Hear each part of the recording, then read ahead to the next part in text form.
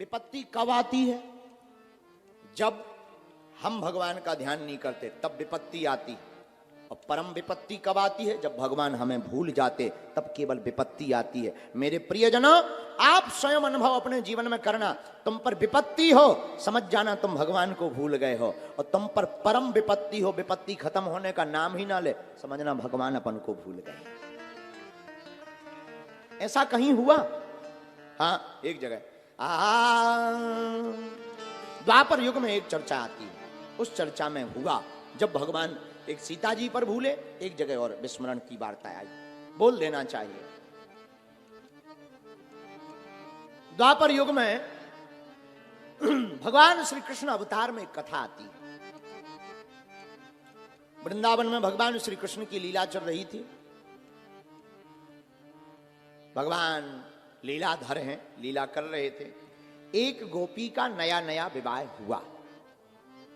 वो आई, घर पर आई तो उसकी ननंद ने और सासू मां ने कुछ कान में समझाया।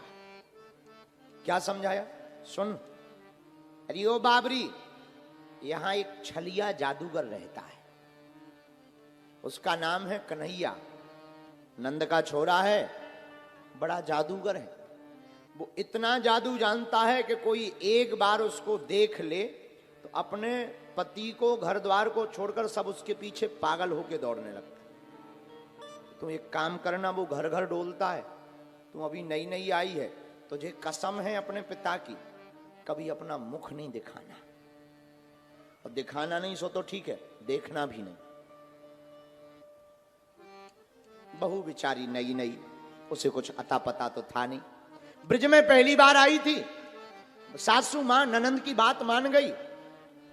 अब वो जो है वही बात रोज दिमाग में रखती है कि यहाँ एक जादूगर है, छलिया है, उसका नाम कृष्ण है, नंद का छोरा है। वो छल लेता है, जादू कर देता है। अब भगवान तो छोटे से ही थे, उनकी आदत थी नटखटपन की, लीला पुरुषोत्तम है। तो एक दिन भगवान काकी काकी कहते हुए उसके घर में प्रवेश कर गए। अरे ओ काकी, मैंने सुनो तेरे घर पे नई नई बहू आई है।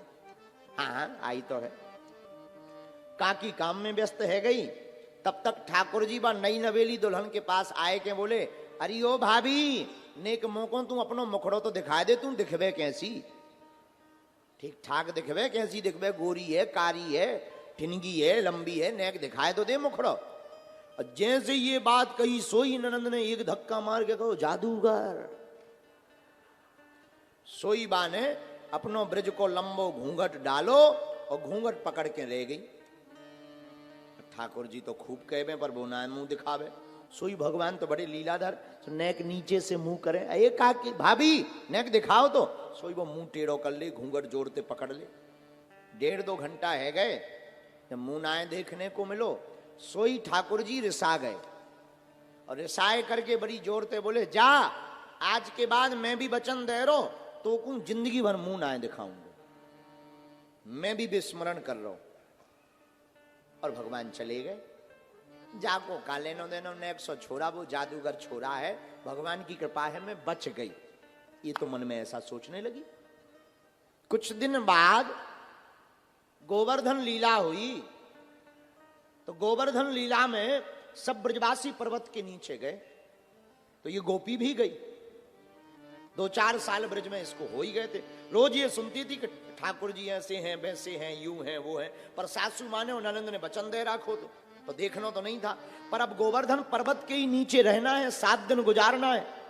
तो दूसरे दिन जाकी धोखे से नजर भगवान की एक उंगली पर उठाए हुए गोवर्धन गिरधारी की वो कटीले कटीले नैना, मधुर मुस्कान, वो सफेद दंतावली, वो अलकावली झलकती हुई, और वो मुक्तों की माला पहने हुए, बनमाला पहने हुए बंसीधर गोविंद के जहां मुखार बिंद को देखा, सोई ये बाबरी हो गई।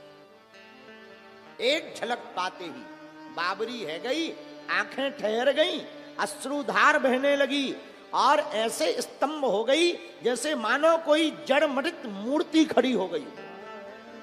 लेकिन भगवान ने देखा कि हमको एकटक देख रही है। सोई भगवान ने मुंह टेढ़ा कर लिया। भागी भागी वो उस तरफ गई, भगवान ने इस तरफ मुंह कर लिया। अब बार बार ये सामने आवे, सोई भगवान मुंह ऊपर कर लेवे, नीचे कर लेवे, मुंह लुकाए लेवे, पीतांबर ते बांध लेवे। अब तो ये पागल हो गई। मनी मन कहने लगी मेरी सासू माँ कितनी बेकार रही है। अरे जिनके दर्शन के लिए बड़े बड़े देवता तरसते, उन मनमोहन के दर्शन के लिए मुझ अभागन को बताओ तो कैसे मैं दूर रह गई, कैसे मैं इनकी बातों में आ गई, अपनी ननंद के और सासू माँ के। खूब गाली बकी उसने मन में। 6 दिन रोई, 6 दिन रोई, 6 दिन रोती ही रही। पर भगवान ने तो वचन दे दिया था, जाओ, हमने विस्मरण कर दिया। और रोती रही। जब रोती रही और 6वें दिन 7वां दिन गोवर्धन लीला का हो गया, आंसुओं की धारा बंद नहीं हुई, तब भगवान बोले गोपी अब भी हमारे दर्शन नहीं होंगे, लेकिन तुमने अपराध किया है। उस वक्त अपराध का परिणाम तो तुम्हें भोगना पड़ेगा, पर तुम हमारी शरण में आ गई तो तुम्हें अपराध का दंड ये है कि तुम्हें हमको पाने के लिए पुनः कलयुग में जन्म लेना पड़ेगा, फिर तुम हम में सदा के लिए विलीन होगी। वही गोपी कलयुग में मीरा बनकर के प्रकट हुई। वही गोपी मीरा बनकर।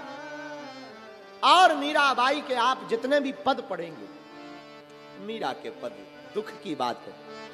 इसलिए तो मीराबाई के जीवन में दुख रहा, विपत्ति रही। क्यों? मीरा ने तो स्मरण किया, पर भगवान ने विस्मरण कर दिया। भगवान ने विस्मरण कर दिया तो मीरा को विपत्ति नहीं, अति विपत्ति प्राप्त हुई। मेरे प्रियजनों, जो भगवान का स्मरण बंद करेगा उस पर तो केवल विपत्ति आएगी, पर भगवान जिसका विस्मरण कर देंगे उस पर अति विपत्ति आएगी। और मीरा के चरित्र में तेरी मैं तो प्रेम दीवानी